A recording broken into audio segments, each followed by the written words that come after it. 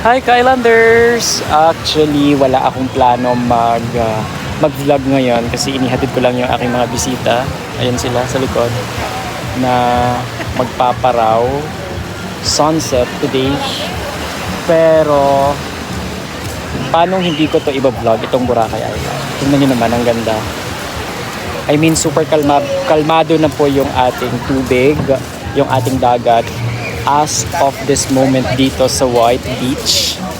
So, paano na to pahanging amihan na or pakalmado na yung eksena ngayon dito sa White Beach. So, parang patapos na yung habagat season dito ngayon, and as you can see sa ating video na inyong napapanood ng mga Kylanders, buhay na naman ang paraiso, buhay na naman ang White Beach. Medyo nagsidatingan na yung ating mga turista, medyo dumarami na yung ating mga turista dito ngayon sa White Beach. Specifically, andito ako ngayon sa Station 1 kasi dito po yung parang terminal, lahat ng mga water sports activities, including itong Paraw Sunset. So, I am just so happy na maganda yung balita ko sa inyo for today mga Kylanders, sa lahat ng mga turista natin na pupunta sa Boracay Island in the future. And of course mga Kylanders, pa-peak season na po. Palagi ko po itong nire-remind sa inyo na peak season na po dito starting per month. So kayo po ay mag-book na ng hotels, inyong accommodation dito sa Boracay Island, especially mga water sports activities, of course, island hopping or Paraw Sunset at yacht cruise na rin mga Kylanders. Kinikater yan ng luxury sports dito sa Boracay Island. So, wala na kayong hahanapin pa kundi ako. Ako na to, yung tour guide niyo dito sa Boracay Island as always, na maaasahan ninyo lagi na pinagkakatiwalaan na nakakaraming Pilipino at saka foreigners worldwide dito sa Boracay Island. So, I will show you the kabuuan ng White Beach right now, but I cannot go far going to Station 1 or hindi ako pwede makapunta dun sa pinakadulong Station 3, but I will show you dito lang sa bandang Station 1 just for you guys to see and appreciate the beauty of this magnificent Boracay Island.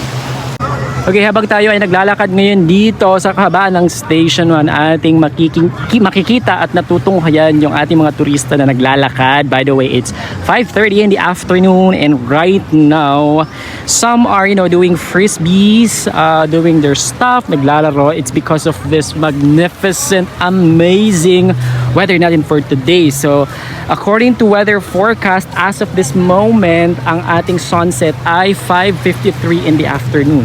Diba? Napakadaldal ko. And yun na nga, super anong tawag dito?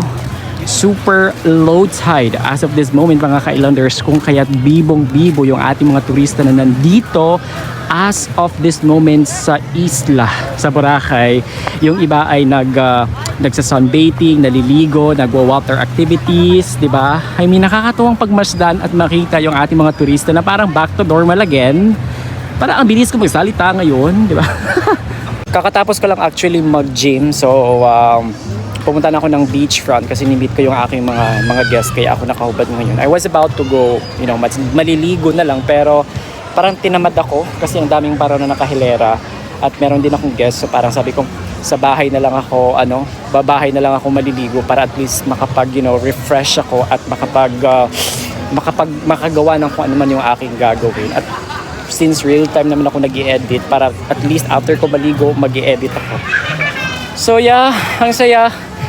Kita nyo dyan sa may kabuuan ng Station 2. Hindi nyo siya masyado nakikita. Medyo maliit lang siya. But I will show you guys. That's what I'm trying to say. Oh, diba? Ganda. Daming tao, daming turista. Right now, well, hindi pa po yan yung final na turista na nandito sa Boracay. Right now, it's because off-season, pakunti-konti pa lang yung ating mga bisita na dumarating dito sa isla.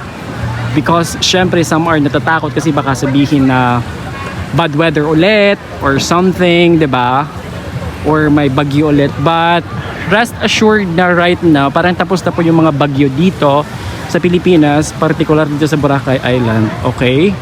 Well, you know, recently, medyo hindi natin masyado na-appreciate yung Boracay. Basigi ako, hindi ko masyadong na-appreciate because of those, you know, kaliwat ka ng mga bagyo, kaliwat ka ng pag-ulan, kaliwat ka ng mga algae dito sa Boracay Island na nagkalat, mga basura nagkalat na tinapon sa iba yung isla, particular dyan sa mga tabi-tabing isla. Well, hindi po yan sa Boracay Island yung mga nakikita ninyo ng mga basura na binavlog ko before sa aking channel. But I would say, nasabi nga nila, pag may unos, may if there's a rain, there's rainbow. I-search ko yan. Bububuhan na naman ako. Bottom line mga Kailanders, kapag may unos, may magandang bukang liwayway ang naghihintay sa atin dito sa Boracay Island. So, wow. This is so nice. I loved it. Islanders, kung kayo po ay nagbabalak magparaw, I would suggest na pumunta kayo dito ahead of time, like mga around 4:30, lalo na kapag super ganda ng weather dito sa Boracay Island. Talagang nagkakaubusan yung paraw. Kahit gaano po kadami yung paraw dito sa Boracay, inauubos po yan dahil ang target ng mga bisita is yung sunset. Makita nila yung sunset ng malapitan dito sa isla. So, kung gusto niyo makakuha ng slot for paraw kasi wala pong reservation for paraw, dapat kumuha na kayo ng paraw or pumunta na kayo dito ahead of time para at least makapag paraw kayo at maka-experience kayo ng paraw sunset dito sa Boracay Island. So ayan po yung ating mga dispatchers, yung mga nakatayo.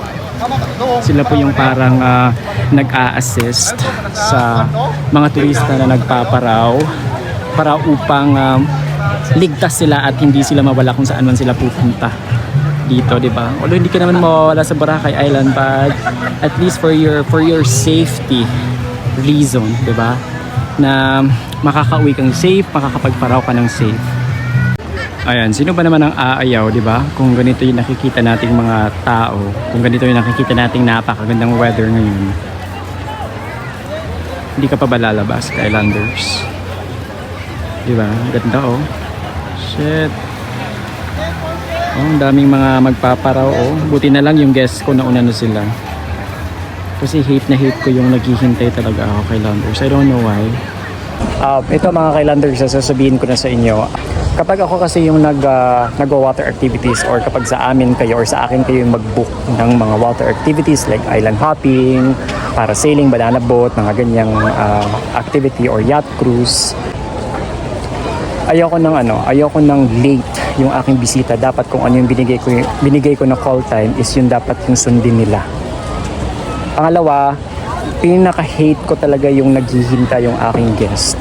So, before the activity dapat naka-organize na. Let's say, if meron akong island hopping, dapat 2 days before the activity or 1 day before the activity dapat naka-settle na, dapat naka-organize na, dapat tapos na. Kasi mabilis kasi ako kay Landers ma-stress at mabilis ako maratol. Kapag nararatol ako, hindi ko na alam kung ano yung ginagawa ko. So nawawalan ako ng focus sa aking ginagawa. So kapag nawalan ako ng focus, ang nangyayari is nagkakanda leche yung mga ginagawa ko, which is hindi ako nasasatisfied at may possibility na hindi rin masatisfied yung aking mga guest. Ganyan talaga ako, ewan ko ba kung bakit, but I think natutunan ko to before sa mga previous job ko, lalong-lalo na sa pagiging fashion stylist, na kailangan on time ka. Kapag sinabi ng director na ganito yung time na papasok ka, dapat before sinabi ng director, dapat mga 1 hour nandun ka na sa area kung saan kayo magkikita. Another thing mga Kailanders is gusto ko naka-intact na yung mga gagawin. Let's say for example, if may mga example na lang sa island hopping. So dapat yung mga pagkain ng mga bisita naka-arrange na. Let's say a night before naka-arrange na, okay na ang lahat for tomorrow na. Kasi at saka yung mga bangka mga Kailanders dapat okay na wala nang problema. Kasi para kinabukasan i-meet ko na lang yung clients, i-message ko na lang na nandito na kami sa meeting area para very smooth lang yung transaction or very smooth lang yung tour na pag-meet is dire-diretso na. Ayaw ko talaga yung pinaghihintay yung mga clients ko or mga customer ko. Kasi kung ilalagay ko yung shoes nila sa shoes ko, tama ba? Ganun din yung mararamdaman ko kung pinaghihintay ako. So as much as possible, I want my clients to be like on time. At the same time, ayaw ko naghihintay yung aking mga kliyente. And isa yan siguro sa reason kung bakit binabalik-balikan ako ng mga kliyente. It's because of my service that I provided to them. Kasi I know that some of my service, mga kailander, it's a bit expensive. Yes, inaamin ko naman na yung aking services or yung aking mga price dito sa Boracay is walang katulad. Because hindi kasi ako nakikipag-compete sa lahat ng mga travel agency dito sa Boracay Island. I do not do joiners or public mga services. Lahat ng mga services ko is private.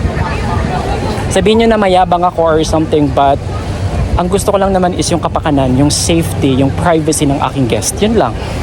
That's the only thing that I want for my guest. Ayaw ko na may, let's say for example, sa pagkain, ayaw ko yung may kasama yung guest ko na ibang tao. Gusto ko, kung guest ko, dyan ka lang, nakaseparate kayo. Ayaw ko na may kasama ka. Kasi I'm a bit like meticulous when it comes sa hygiene. Well, hindi ko naman nilalahat. But siguro ako lang siguro to, mga Kailanders. Pasintabi na lang po sa iba. But this is me. This is who I am assisting our clients. This is me. How I do business and how I market my services dito sa Boracay Islands. So sa lahat ng ating mga turista na wala pang nahanap na travel agency dito sa Boracay, or if you guys are still searching for a travel agency here in Boracay Island, then I offer you our travel agency na ang pangalan ay Luxury Sports. I mean Luxury Sports because we are your home for luxury. We are doing our best to make you happy and satisfied kasi we're not after the money that you paid kasi Kailanders eh. What we're after is yung customer service satisfaction na dapat worth it yung binayad ninyo. Dapat hindi masayang kung magkano yung binayad ninyo. Kasi sabihin na natin na nakapag-book kayo ng mura, na nakakuha kayo ng mas mura na services, pero do you think satisfied kayo sa service na naibigay ng isang provider? Diba?